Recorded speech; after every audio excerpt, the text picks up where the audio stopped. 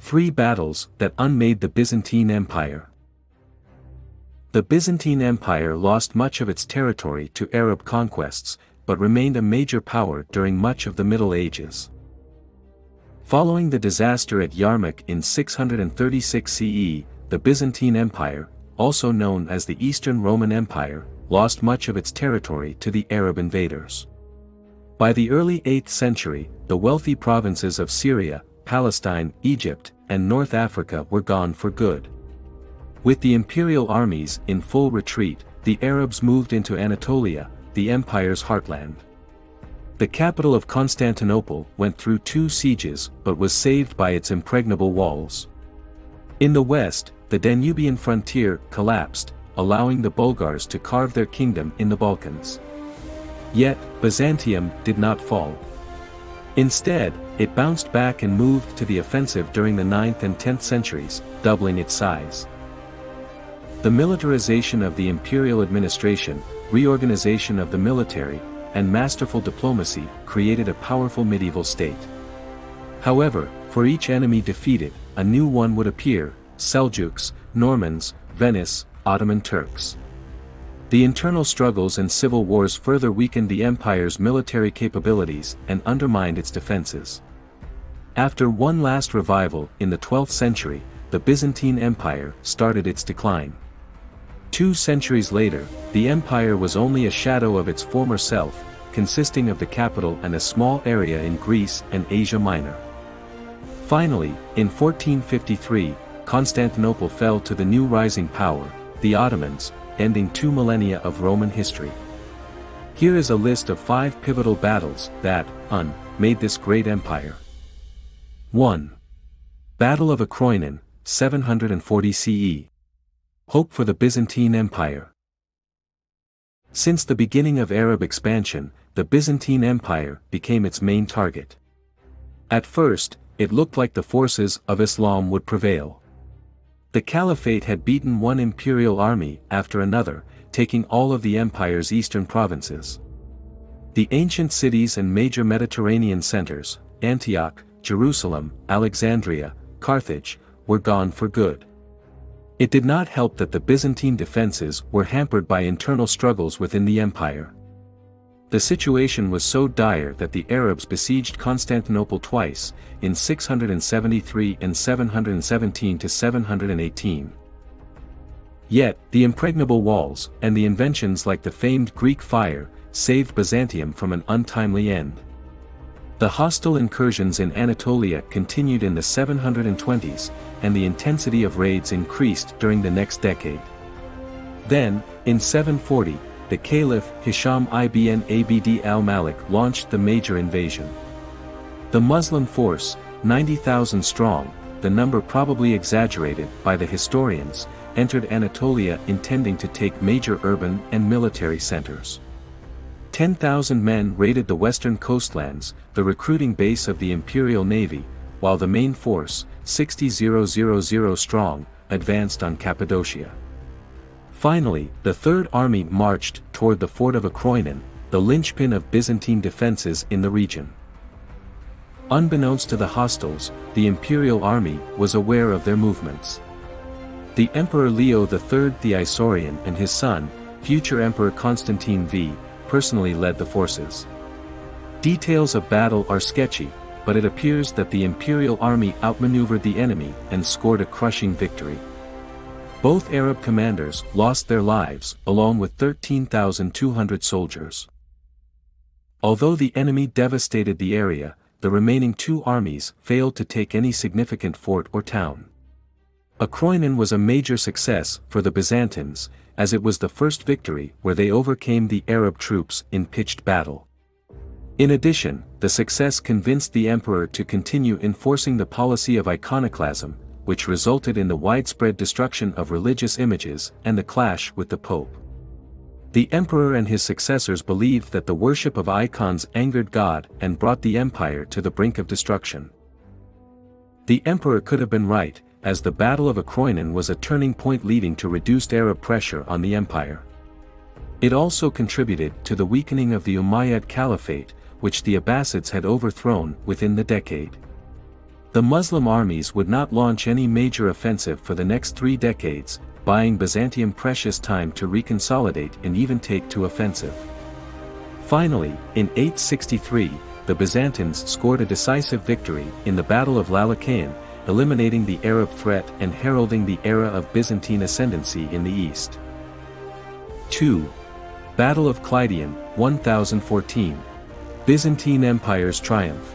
In the early 9th century, the imperial armies confronted a double threat.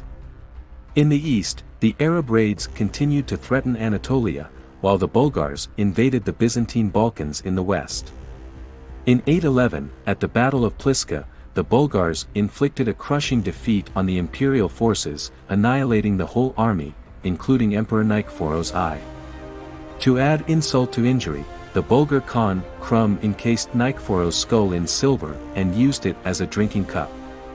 As a result, for the next 150 years, the beleaguered empire had to refrain from sending the forces northwards, allowing the First Bulgarian Empire to seize control over the Balkans.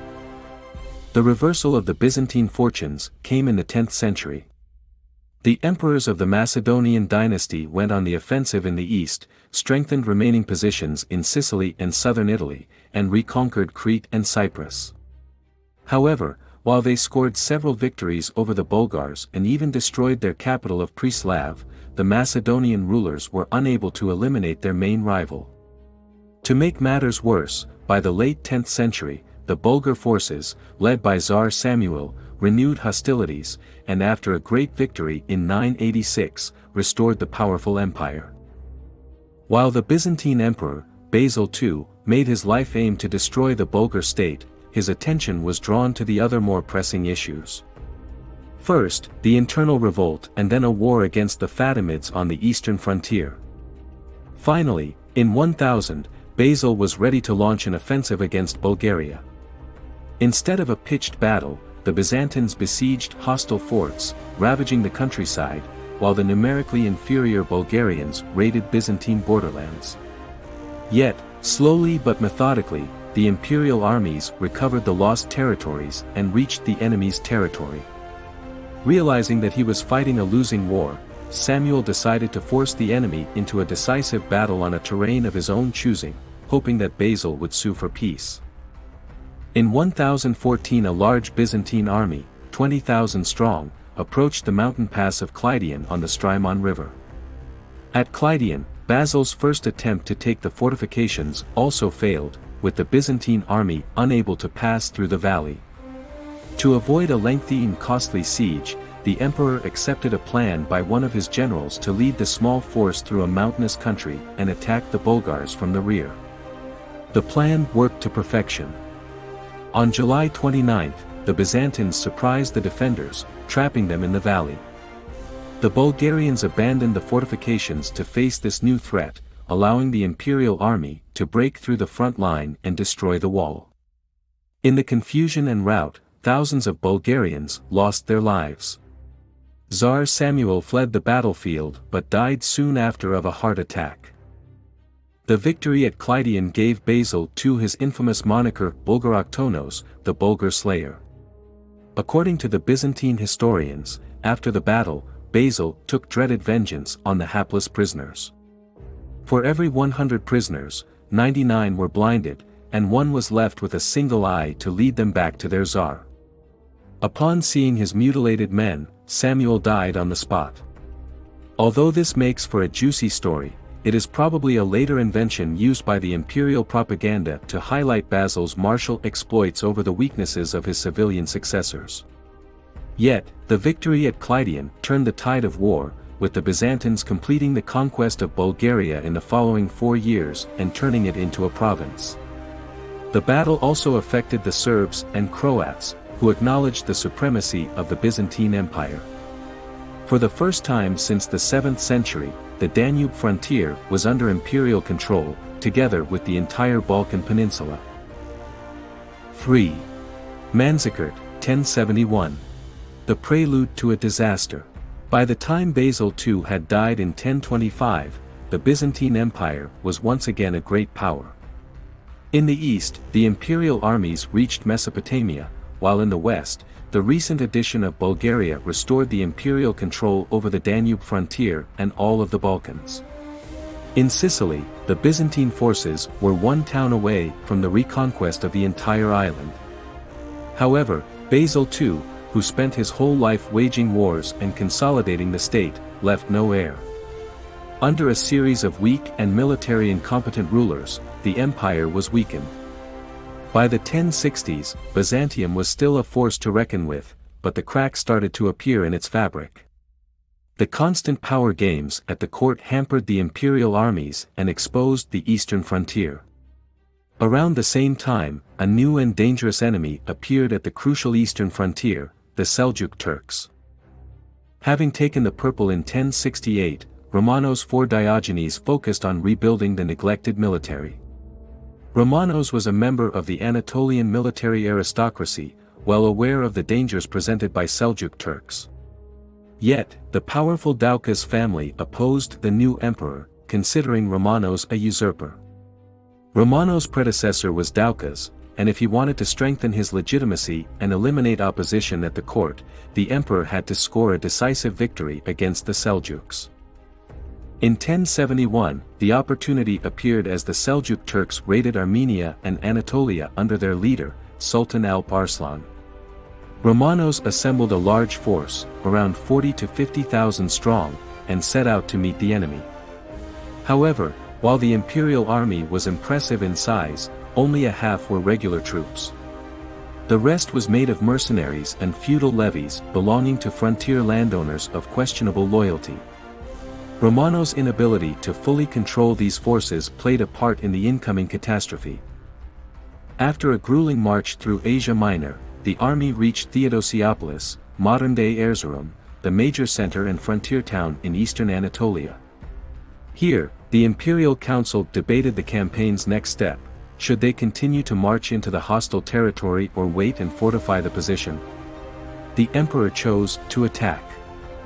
Thinking that Alp's Arslan was either further away or not coming at all, Romanus marched towards Lake Van, expecting to retake Mansakart, present-day Malazgirt, rather quickly, as well as the nearby fortress of Clayton. However, Alp Arslan was already in the area with 30,000 men, many of the cavalry. The Seljuks may have already defeated the army sent to take Clayton, or the troops fled at the sight of the enemy. Whatever transpired, Romanos was now leading less than half of his original force and was marching into an ambush.